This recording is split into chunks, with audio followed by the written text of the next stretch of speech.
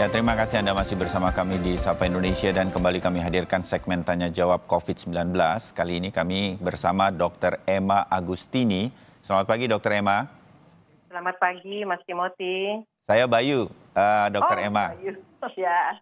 Ya, sekarang Dr. Emma ini adalah dokter spesialis hati dan bedah kepala leher dari Ikatan Dokter Indonesia, bergabung melalui sambungan Skype untuk menjawab pertanyaan-pertanyaan Anda, pemirsa Sapa Indonesia untuk virus corona. Yang pertama ini, bagian pertama Dr. Emma, kita akan menjawab pertanyaan dari netizen yang dihadirkan di media sosial. Kita mulai ya, Dr. Emma. Baik. Pertanyaan pertama berkaitan dengan virus corona ini datang dari @ainida123. Selamat pagi dok, saya mau tanya, jika seseorang sudah rapid test, hasilnya positif, terus dilanjutkan ke tes PCR, apakah ada kemungkinan data di lapangan PCR-nya kemudian negatif, Dr. Emma? Oke, baik. Kita indikan dulu ya, kita tegaskan dulu. Ya. Kalau rapid test itu kan biasanya kita tidak pakai untuk diagnosis ya. Betul. Kita pakai untuk screening biasanya. Ya. Nah, kalau dari hasil rapid testnya positif, biasanya memang kita lanjutkan ke PCR. Ya. Nah, kalau hasil PCR-nya di lapangan bisa aja negatif PCR-nya. Jadi artinya orang ini mungkin sudah sembuh atau dulunya pernah terinfeksi. Ya. Jadi kalau rapid test itu kan kita biasanya yang kita pakai di sini di Indonesia adalah rapid test untuk antibody. Ya. Ada IgG, ada IgM, ada IgG. Biasanya kalau sudah sembuh, IgG-nya masih bisa positif, nanti IgM-nya itu IgM-nya negatif, si rapid testnya juga negatif. Jadi ada kemungkinan memang si pasien dulu mungkin pernah terinfeksi terus dia sembuh gitu loh. Ya. Jadi bisa saja itu. Betul, hal-hal tersebut bisa saja terjadi dan selalu semua dokter termasuk pasti Dr. Emma juga mengatakan yang penting tetap tenang begitu kalau terjadi hal-hal yang positif atau apa ya Dr. Emma ya. Tetap tenang, tetap jaga jarak, tetap hindari kerumunan. Kalau memang ini isolasi di rumah lah, nggak usah pergi kemana-mana dulu. Masker is must ya, masker tuh harus gitu. Ya, nah yang kemudian saya lanjut ke pertanyaan kedua dari netizen. Ada @bahfly_01. Selamat pagi dok, apakah virus corona dapat ditularkan melalui lalat? Terima kasih. Oke, selamat pagi buat yang bertanya. Ya. Jadi memang dari awalnya dulu waktu corona ini timbul kan kita taunya ini dari penyakit binatang ya, zoonosis ya. Itu ditemukan di kelelawar, musang, dan tikus. Jadi kalau di lalat sepertinya belum ada laporan, belum ada penelitian yang mengatakan bahwa ini disebabkan oleh lalat. Yang disebabkan oleh lalat itu biasanya penyakit kolera. Ya. Jadi kalau COVID sepertinya belum ada laporan itu disebabkan oleh lalat. Malah yang kemudian banyak terjadi adalah human to human atau manusia ke manusia. Inilah yang kemudian bagaimana kemudian kita menekannya, makanya hindari kerumunan, memakai masker dan lain-lain. Ya, benar sekali Mas Bayu. Sama satu lagi, kalau memang sudah kita tahu status diri kita misalnya OTG gitu ya, atau ODP tapi tidak ada gejala, sebaiknya kita jangan berbohong ke dokter kita gitu loh.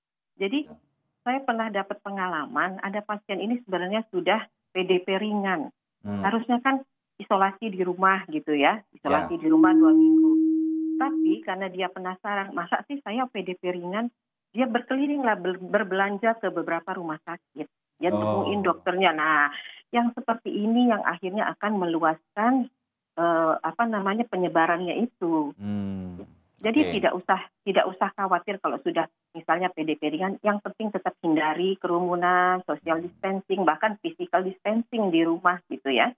Dan awasi selama karantina itu diawasi gejala-gejala yang timbul ada apa, misalnya hari keberapa kok timbul demam, timbul batuk, nah langsunglah ke rumah sakit rujukan atau rumah sakit terdekat yang bisa menangani masalah ini. Oke. Nah ini nyambung nih Dr. Emma dengan pertanyaan ketiga dari netizen nih. Ada @romliaditya66. Bagaimana jika orang tanpa gejala atau OTG? Kan kita nggak tahu bagaimana kalau seandainya kita tertular dari OTG tersebut? Apa yang harus kita lakukan? Nah, Dokter Emma. Oke, OTG berarti orang tanpa gejala ya. Ya. Mungkin di dalam tubuhnya mungkin sudah ada virusnya, tapi dia tidak menunjukkan gejala. Ini bisa terjadi karena daya tahan tubuhnya mungkin bagus, ya. Jadi belum timbul gejala. Nah, kita kan tidak tahu yang OTG ini siapa, ya toh? Yang tahu dia OTG atau tidak itu kan penderitanya sendiri bahkan sebenarnya tidak tahu dia OTG atau bukan. Saya nggak tahu nih saya OTG atau bukan gitu loh. Nah, kalau memang kita tahu bahwa kita pernah bertemu dengan orang yang OTG, kita pantau diri kita sendiri. Ya, yang penting tetap self distancing, tetap pakai masker, tetap hindari kerumunan, tetap kita kalau bisa kita self isolation kita sendiri. Ya, kita nggak usah pergi kemana-mana, di rumah sambil pemantauan. Biasanya kita pemantauan suhu yang suka kita anjurkan pagi dan malam kita pantau. Sampai 14 hari tidak ada keluhan, oke, kita anggap aman. Lebih baik lagi kalau kita bisa rapid, Mas. Kita kerjakan rapid, pada saat kita tahu, kita kerjakan rapid, nanti hari ke-14 kita kerjakan lagi. 2 itu negatif, tapi dengan syarat kita harus social distancing ya, isolasi diri ya. Kalau dia rapid terus dia tetap jalan-jalan, ada kemungkinan dia akan tertular dari yang lain. Maka jadi, itu penting isolasi mandiri itu. Iya, isolasi mandiri lah gitu. Jadi isolasi mandiri itu kita tidak kemungkinan menyebarkan ke orang lain dan membuat diri kita kemudian bisa memantau diri sendiri sedemikian rupa bahwa kita sudah habis.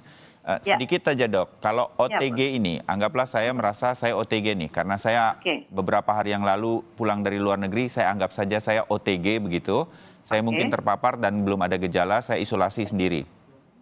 Setelah 14 hari saya tidak ada gejala, tidak ada demam dan lain-lain, apakah kemudian virus corona di dalam tubuh kita sudah anggap hilang, saya sudah bisa sembuh, sudah dikatakan sembuh Dokter Emma? Kita harus cek dulu. Paling nggak kita rapid, saya bilang tadi gitu. Rapid test dulu. Ya, kan kalau OTG tanpa gejala, jadi memang kita nggak tahu nih virus masih ada nggak di tubuh kita. Kita rapid test. Oh ya. Baik, Dokter Emma, kita bersiap untuk bagian kedua. Kita jeda dulu untuk kemudian menjawab telepon-telepon interaktif di 021536600500 di Sapa Indonesia. Kami segera kembali.